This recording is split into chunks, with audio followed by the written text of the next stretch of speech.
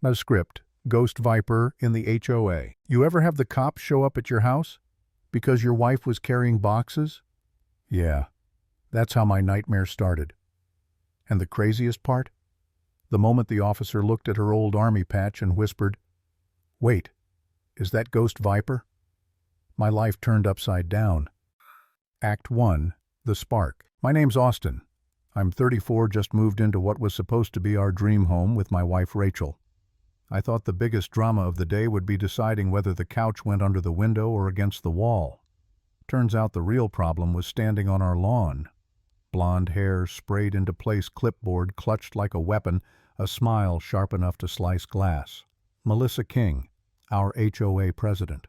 You know the type suburban queen bee thinks every blade of grass reports to her. She sees us unloading boxes, and at first I figure maybe she'll say hello, maybe bring over cookies like a normal neighbor. Nope.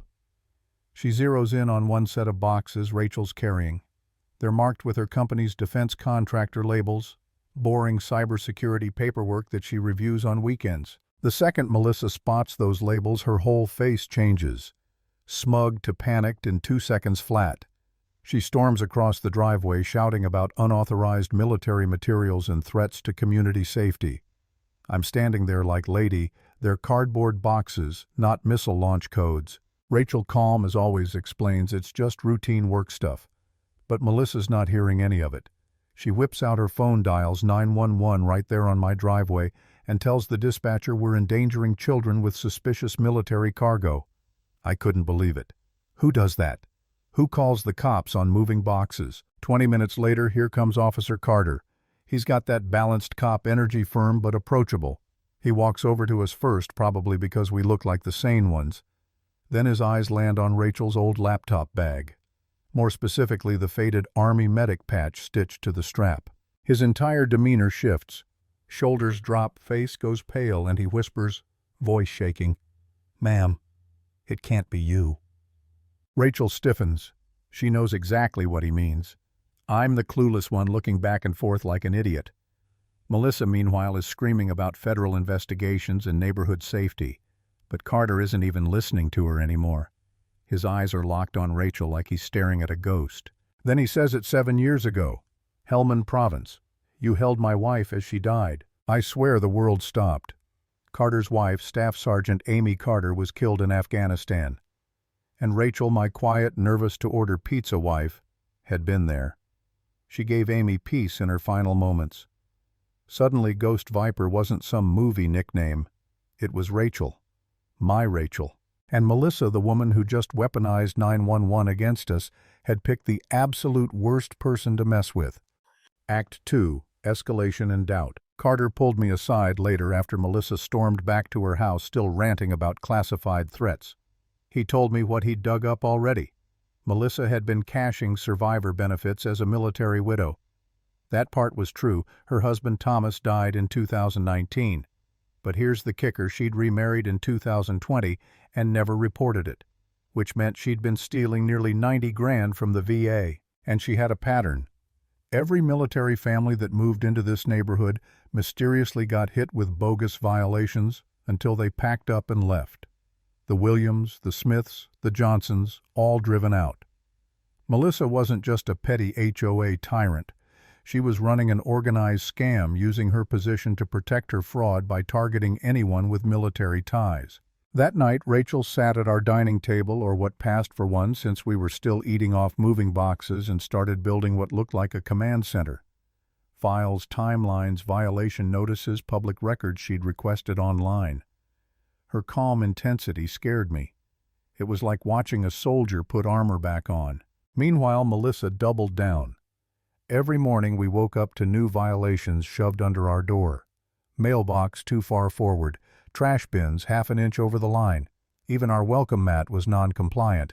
Each fine came with a fee. $50 here, $500 there. Death by paperwork. I won't lie. I broke. One night, 2 in the morning, I sat on the couch shoveling cereal straight from the box, asking myself if we should just sell the house and get out.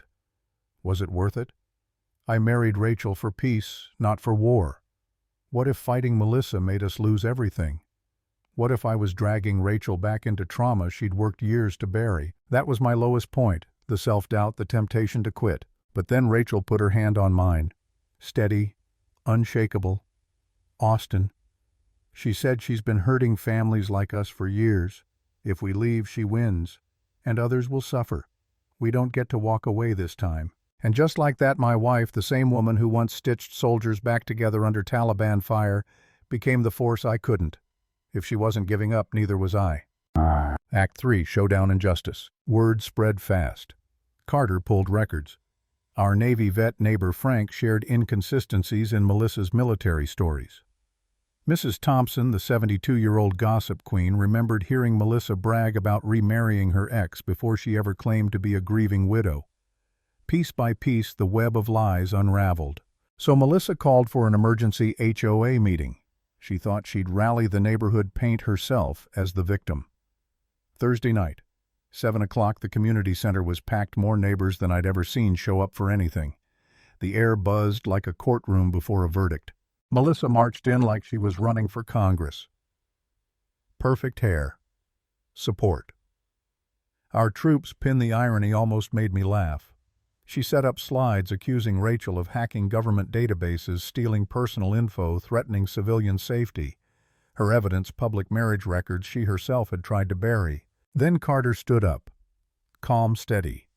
He explained how those records were legally accessible. How Rachel's research was nothing more than public documentation. Then he dropped the bomb. He told everyone the truth about his wife Amy, about Rachel's service as Ghost Viper, about the 23 soldiers she saved in Afghanistan. You could feel the room shift. The weight of sacrifice drowned out Melissa's crocodile tears. One by one, neighbors spoke. The Williams family called in from San Diego, describing how Melissa slammed them with $2,000 in bogus fines the week their son deployed overseas. Others shared stories of harassment, intimidation, impossible regulations. Each testimony hit harder than the last.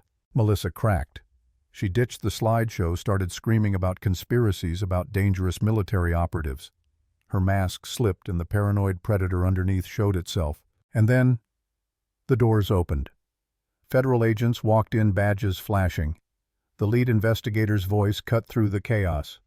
Melissa King, you are under arrest for federal benefit fraud, mail fraud, and conspiracy. Melissa actually smiled for a split second, convinced they were there for Rachel.